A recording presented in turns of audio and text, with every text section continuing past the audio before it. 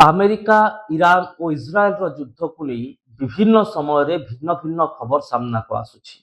ପ୍ରତ୍ୟେକ ଦିନ ବଡ଼ ବଡ଼ ମିସାଇଲ ମାଡ଼ର ଖବର ଆସୁଛି। ହେଲେ ଏସବୁ ଭିତରେ ଆପଣମାନେ ଜାଣନ୍ତି କି ଯେ ଇରାନର ସୁପ୍ରିମ ଲିଡର ଅୟତୁଲ୍ଲା ଖେମନିଙ୍କୁ ହତ୍ୟା କରିବା ପାଇଁ ମହାକାଶରୁ ଅସ୍ତ୍ର ଆଣିଥିଲା ଇସ୍ରାଏଲ।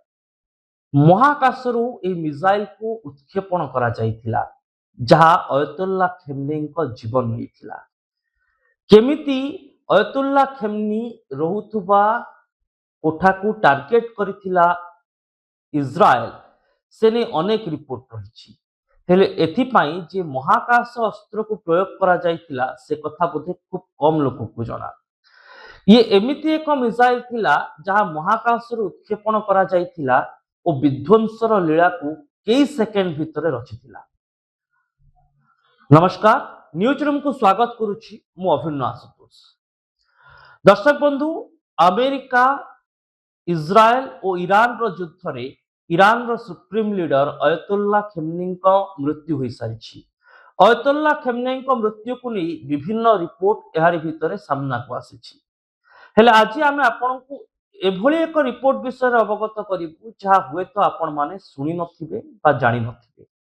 कहीं अयतुल्ला खेमनी को मारिबा पाई महाकाशरू उत्क्षेपण करा जायतिला मिसाइल। आमे तो समस्ते जानिछु जे अमेरिका इस्राएल और ईरान भितर युद्ध हेउछि। प्रत्येक देश परस्पर उपरे मिसाइल माड़ करूछंती। किए बैलिस्टिक मिसाइल को उत्क्षेपण करूछि, किए एयरफोर्स जरिया रे निजर अन्यान्य मिसाइल को व्यवहार करी टार्गेट पॉइंट रे पहुंचुछि। किंतु अयतुल्ला खेमनी जे ईरान रो सुप्रीम लीडर थिले बा सर्वोच्च नेता थिले, तांकू मारिबाकू महाकाशरू अस्त्र प्रयोग करिबा पई बाध्य होइतिला इस्राएल। आउ जो क्षेपणास्त्र द्वारा अयतुल्ला खेमनी को मृत्युदंड दिया गला, सही मिसाइल रो ना हेउछि ब्लू स्पारो। तेबे ब्लू स्पारो कोन एवं यह कहीं महाकाश उत्क्षेपण करा जाइथाय से संपर्क में विस्तृत भाव में मुझे रिपोर्ट रे आपन को कहि। ब्लू स्पारो हेउछि इस्राएल व्यवहार करुथुबा मिसाइल गुडिकर स्पारो ग्रुप रो एक मिसाइल। एभली ब्लैक पारो रहिछि, सही मिसाइल मध्य महाकाश उत्क्षेपण करा जाय।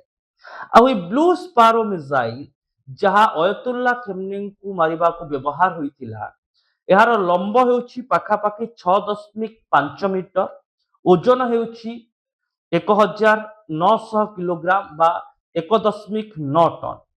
आउ F-15 भली युद्ध जहाजरू एहाकु उत्क्षेपण करा जाए। F-15 हेउछि इस्राएल व्यवहार करुथुबा वायुसेनार सबुठारु शक्त, सक्षम और स्वयं समृद्ध उड़ाजहाज, जो ब्लू स्पारो मिसाइल को उत्क्षेपण करा जाइतिला। एही ब्लू स्पारो मिसाइल केमिति उत्क्षेपण हुए बुझी रखंतु। ब्लू स्पारो मिसाइल को प्रथमे पृथ्वी पृष्ठरू महाकाश को पठेबाकू पड़िथाय। एक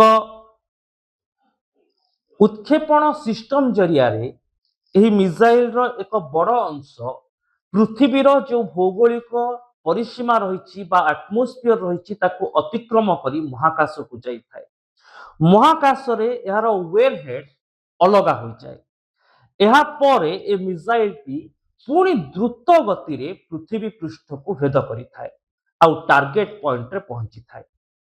जेहेतु ए मिसाइल टी पृथ्वी पृष्ठरू प्रथमे महाकाश को जाउछि और महाकाश रो पुणी पृथ्वी पृष्ठ को फेरुछि और टार्गेट पॉइंट को भेद करुछि, एणु एही मिसाइल रो गति पथ को जानिबा शत्रु पक्षरे एते सहज नहुई। एहा सहित मिसाइल रो गति बा बेग भी यथेष्ट बढ़ी जाई थाए। जेमिति कि अयतुल्ला खेमनी रहुतबा बासभवन को टार्गेट कला बेलकू ईरान किछि जानि परिला नाही। केउठू केते बेगरे मिसाइल आसुछि से नै कोनोसी सतर्क सूचना ईरान रो मिसाइल सिस्टम ठाब करि परिला नाही। कहीं ना ए मिसाइल पृथ्वी महाकाश को जीवा परे आउ एक पाथ रे पुणी पृथ्वी पृष्ठ को एंट्री करितिला आ अयतुल्ला खेमनी रहुतबा अंचल को टार्गेट करितिला। पोस्टर स्ट्रीट जो अयतुल्ला खेमनेई से दिन विभिन्न बड़ बड़ नेता मानक युद्ध विषय आलोचना करुले। तेबे यह मिसाइल आक्रमण करने इज्राएल केवल युद्ध समय सीमा भितर जे निजर एजेंडा बा रोडमैप तैयारी करिथिला ताहा नहीं। अयतुल्ला खेमनेईଙ୍କ उपरे ଏହି ମହାକାଶରୁ ମିସାଇଲ ମାଡ଼ କରିବା ପାଇଁ ଦଶନ୍ଧି ଧରି ଗୁଇନ୍ଦା ଇନପୁଟ ସବୁକୁ ସଂଗ୍ରହ କରିଥିଲା ଇସ୍ରାଏଲ। କାହିଁକି ନା ଇସ୍ରାଏଲ ଓ ଇରାନ ଭିତରେ ଯେଉଁ ତିକ୍ତତା ରହିଛି ବର୍ତ୍ତମାନ ଯାହା ଯୁଦ୍ଧର ରୂପ ନେଇ ସାରିଛି ଏ ତିକ୍ତତା କୌଣସି ନୂଆ କଥା ନୁହେଁ। ବର୍ଷ ବର୍ଷ ଧରି ସାମରିକ କାର୍ଯ୍ୟକଳାପ ଓ ଭୌଗୋଳିକ ସୀମା ସରତକୁ ନେଇ ଇରାନ ଓ ଇସ୍ରାଏଲ ଭିତରେ ଦୁଇ ମତ ରହିଛି। ଏହି ଦୁଇ ଦେଶ ଭିତରେ ତିକ୍ତତା ରହିଛି। ଏଣୁ ଇରାନର ଯେ ରାଷ୍ଟ୍ରମୁଖ୍ୟ ଥିଲେ 86 ବର୍ଷ ଅୟତୁଲ୍ଲା ଖେମନେଇ ତାଙ୍କ ସମ୍ପର୍କରେ ତମାମ ଗୁଇନ୍ଦା ଇନପୁଟକୁ ପ୍ରାୟ ଦଶନ୍ଧିରୁ ଏକ ଅଧିକ ସମୟ ଧରି ସଂଗ୍ରହ କରିଥିଲା ଇସ୍ରାଏଲ। ଆଉ ଇସ୍ରାଏଲ ଏହି ଗୁଇନ୍ଦା ଇନପୁଟକୁ ଆଧାର କରି ଖେମନେଇଙ୍କର ଯିବା ଆସିବା କରିବାରୁ ଖେମନେଇ କେତେବେଳେ ବାହାରକୁ ବାହାରି ଥାନ୍ତି, से कौन करती, जो अधिकारी मानक सह केतेबेले बैठक करती तार पूरा तथ्य इज्राएल निज पाखरे रखिथिला। आ जेतेबेले युद्धर समय आसिला सेतेबेले महाकाशरू मिसाइल प्रयोग करी अयतुल्ला खेमनेई को निपात करदेला इज्राएल। यह आक्रमण एते सहज मध्य नथिला। इज्राएल जो बालिस्टिक मिसाइल रो प्रयोग अयतुल्ला खेमनेई को निपात करबा को करिथिला ए मिसाइल को पृथ्वी पृष्ठरू गोटे निर्दिष्ट पथ दे महाकाश को उत्क्षेपण करबा एते सहज नुहे। एथिपाई एक स्वतंत्र उत्क्षेपण सिस्टम व्यवहार करा जाय थाए जहाकू निजर देशीय ज्ञान कौशल द्वारा तैयारी करिछि इस्राएल। आ जेहेतु इस्राएल मिसाइल क्षेत्र में स्वयं समृद्ध तेणु एभली मिसाइल को महाकाश को पठाई पुणी महाकाश पृथ्वी पृष्ठ को फेरे आनी अयतुल्ला खेमनेई को टार्गेट करबा इस्राएल पई बड़ कथा नथिला। हेले एही मिसाइल को प्रस्तुत करबा थिला इस्राएल पई एक बड़ चैलेंज। पाखापाखी 5 ରୁ 7 वर्ष धरी यहाकू विभिन्न स्थान में परीक्षण करथिला इस्राएल। आउ जहा अंतर्जातीय रिपोर्ट कहूची एही महाकाशीय मिसाइल को व्यवहार करबा पई पाखापाखी 15 वर्षरू अधिक समय तले निजर अभ्यास एवं कसरत आरंभ करथिले इस्राएल सरकार। आउ अयतुल्ला खेमनेई निपात सहित एही मिसाइल रो बड़ व्यवहार करिछि इस्राएल।